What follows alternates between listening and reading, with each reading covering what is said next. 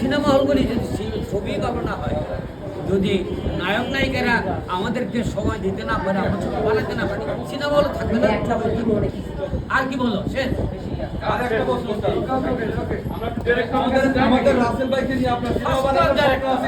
Rasel first director, এখন রাসেলকে নায়ক sorry রাসেলকে ভালো বলো। আমাদের দেশে বড় বড় নায়করা কিন্তু ছবি আসতেই করতো না, চরিত্রটা দেখতো, কমবের ছবি তাই করে তাই করতো, রাজ্জাক ভাই তাই করতো।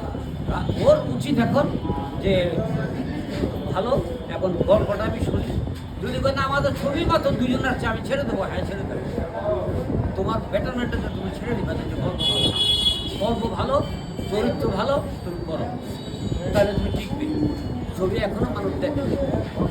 যদি আমাকে ডাইরেক্টর নিল আর আমি করে ফেললাম, এই যে এটাতে যে ছেলেটা করলো, কি কষ্টটা করেছে নায়ক, এবং ক্যারেক্টারটা কত সুন্দর, এবং ওর ক্যারেক্টার করা খুব কঠিন, এই জন্য কঠিন হবে। He is not like 100% hero, কিন্তু সে হিরো।